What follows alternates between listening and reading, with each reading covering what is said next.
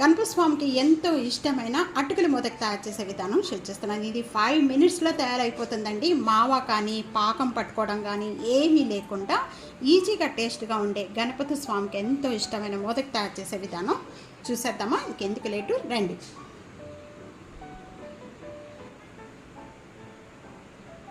Hi friends, నమస్తే, welcome to Anu's kitchen.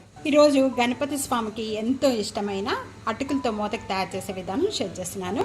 అటుకులతో మోదక్ తయారు చేసుకోవడానికి ఇక్కడ 1/2 కప్ అనేది అటుకులు తీసుకోవాలి. ఇవి జల్లించుకోవాలండి. నూక ఇవన్నీ ఉంటాయి, ఇవన్నీ లేకుండా ఈ విధంగా అటుకులు తీసుకోవాలి. బాగా పల్చటి అటుకులైనా పర్వాలేదు, లావు అటుకులైనా పర్వాలేదు తయారు చేసుకోవడానికి.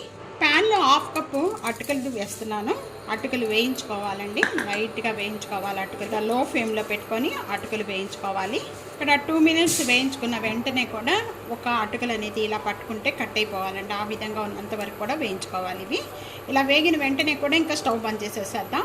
చూస్తున్నారు కదా, ఈ విధంగా పౌడర్ అయిపోవాలి. ఇంతవరకు వేయించుకోవాలి అటుకులు. మిక్సీ జార్లో వేయించుకున్న అటుకులు అన్నీ కూడా బాగా చల్లారిపోయినాయండి. చల్లారిపోయిన వెంటనే కూడా మిక్సీ జార్లో వేస్తున్నాను. 2 table spoon milk powder add చేసుకోవాలి. మిల్క్ పౌడర్ కనుక లేకపోతే కనుక మీరు కొబ్బరి కూడా, డ్రై కొబ్బరి కూడా వేసుకోవచ్చండి. 1 టేబుల్ స్పూన్ జీడిపప్పు, 8 లేక 10 బాదం పప్పు, 1 టేబుల్ స్పూన్ కిస్మిస్, 2 టేబుల్ స్పూన్ వెండి కొబ్బరి కూడా యాడ్ చేస్తున్నాను. మిల్క్ పౌడర్, వెండి కొబ్బరి రెండు యాడ్ చేస్తే ఇంకా చాలా బాగుంటుందండి. 1/4 కప్పు బెల్లం యాడ్ చేస్తున్నాను. ఇవన్నీ కూడా మెత్తగా చేసుకోవాలి. ఆపి చేసుకోవాలండి, కంటిన్యూగా చేసుకోకూడదు.